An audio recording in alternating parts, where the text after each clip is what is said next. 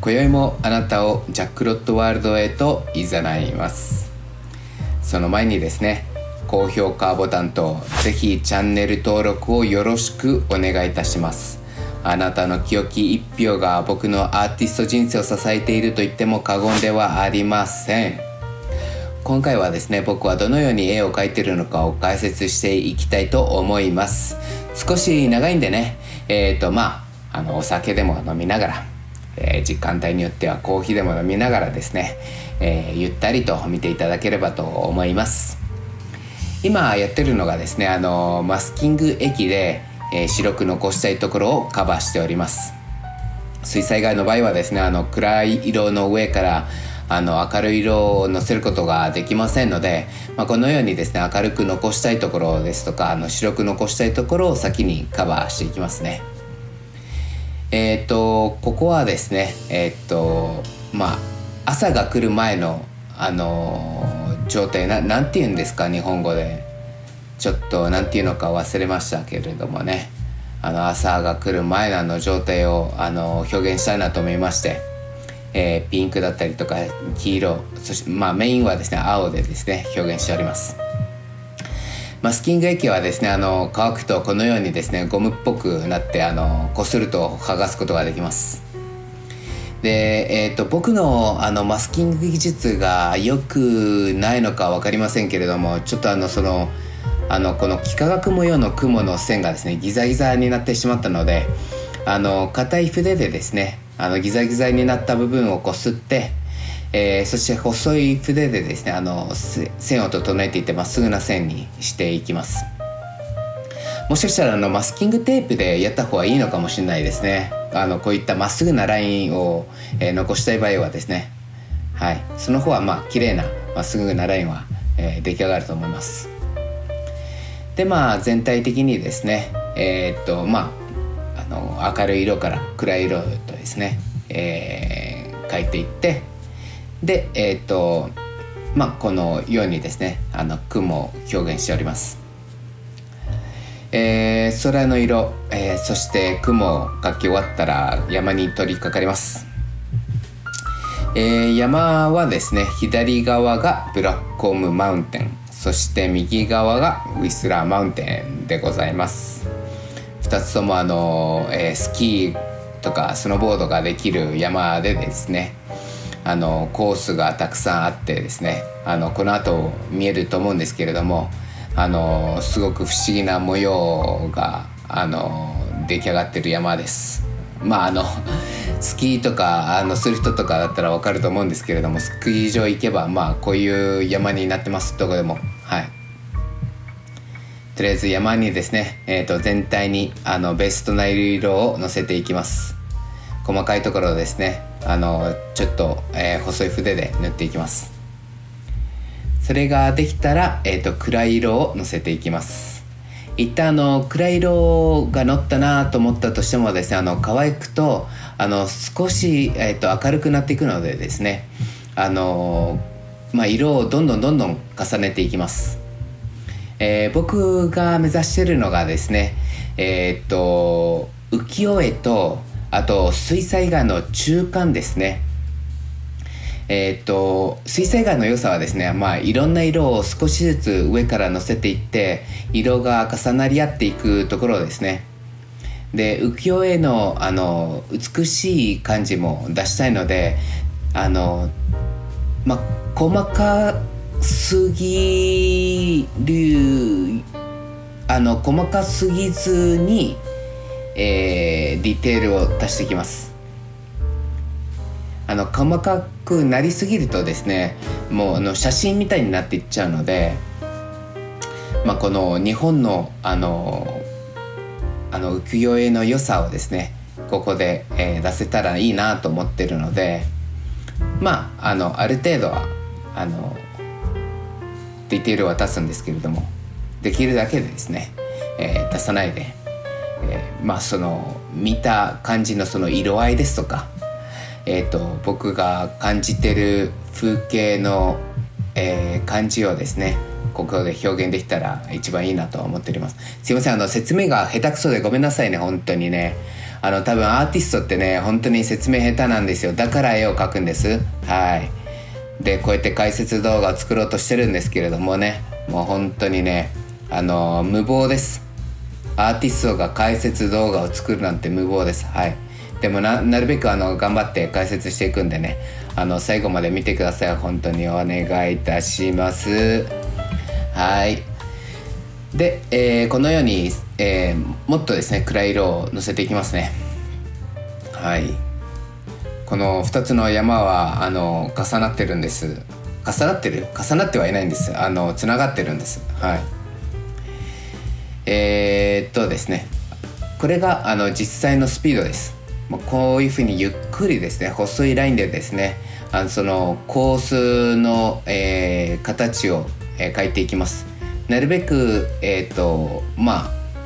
その本当の山のようにですね、今見える山のようにですね、描いていきたいなと思ってるんだね。見た人がここのコースはなんとかっていうコースだって分かるようにですね、描いていっております。ベース色となる色をですねこっちに乗せていって、で少しずつ暗い色をまた、ですね乗せていきます。水彩画は本当に焦らずにですよ。焦らずに。僕子供たちにもですね絵を教えてるんですけれども、いつも言っております。口酸っぱく言っております。焦るなとね、少しずつね、どうしてもですね早く仕上げたいっていう気持ちはあると思うんですけれども、一回暗くしちゃうとですね水彩画の場合はまた明るくすることがすごく困難なんでね、少しずつ焦らずに暗い色を出していきます。はい。ですねこっちでもですね細かいところをですねディテールを出していきます。本当にですね僕は気になったらですねもう永遠とこうやって細かいディテールを足していくことができるんですけれども、さっき言ったようにですね浮世絵の美しい感じでですね、もっと色合いだったりとかその風景のどういうふうに感じてるのかとか、そういったものをもうちょっと表現できたらいいなと思っているのでディテールを入れすぎずにですね、表現しております。はい。山でですね光ってる光なんですけれども、これ雪上車です。朝早くから働いております。朝の4時とかですかね。もうその時間帯にはもう走っております。で下に見える光ってるところが、これがビレッジですね。街です。もう朝ぐらいまでもうずっとどんちゃん騒ぎしてるところです。僕はもう若くないのでねもう朝までそのどんちゃん騒ぎすることはありません。朝5時ぐらいに起きてます。寝るのはですね10時ぐらいです。8時半ぐらいにはもうかなり眠くなって、たまにはもう、9時ぐらいに寝てます。はい。ですね上の絵とあと下の絵でですね別のものを描いてるんですけれども、ここまたマスキング液でですね雲とあと山とかをですねカバーしております。またマスキングテープでカバーすればよかったなと、今ビデオを見ながら、反省しております。次回の絵にですね活用したいと思います。この反省はですねこのようにですねマスキング液を剥がしていって描き終わったらですね、こうやってまた朝の感じの雲をですね表現していっております。はい。で、背景からですね描けばいいものの、なぜか知らないんですけど、この手前の、これが雪上車です。ここから描き始めちゃいました。そして明るい色から塗っていけばよかったもののですね、なぜか知んないですけどですね、この黒いところから塗ってしまいました。後で、反省いたしましたね。これはね、もう本当にやってしまったって感じです。だからといってですね、描けないわけではないんですよ。別に描けますよ。こういう風に描いてしまったとしても描けますけれども、明るい色から塗っていった方が、楽です。よっぽど楽ですね。だけど僕ぐらいのですね腕になってくると別にどこからでも描けます。はい、冗談抜きで。この雪上車の写真はですね、去年、ファーマーズマーケットで出会った素敵な方々からいただきましてですね、ぜひ雪上車を描いてほしいというふうに、依頼がありましたので、僕もこういった無機質なものを描くことがなかなかないのでね、すごくいい機会だなと思いまして、今回描かせていただきました。本当にありがとうございます。こういうふうにですね、雪上車もなるべくですね細かいところを出さずに、シンプルに描いていきます。奥の山とあと地面ですね、地面の雪をですね同じようなトーンの色で塗っていって、そして、影の部分だったりとか細かいところですね、後々から少しずつ出していきます。はい、もうすぐ出来上がりですね。もう少ししたら出来上がっていきます。はい、これ早送りなんでね、僕は普段こんな早く描いておりませんから、もう何十時間もかけてですねこの絵を完成しておりますからね。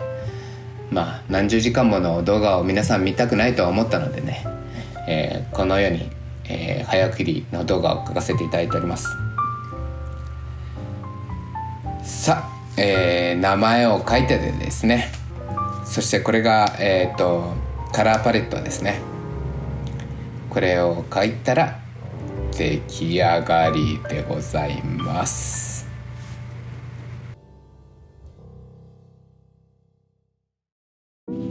さあ皆さんいかがだったでしょうか。これでウィスラー36系にまた一つ歴史が刻まれましたね。今後もこういった解説動画をどんどん上げていきますので、ぜひチャンネル登録と高評価ボタンをよろしくお願いいたします。皆様のお支えでここまで来れました。ありがとうございます。今後ともよろしくお願いいたします。ではまた。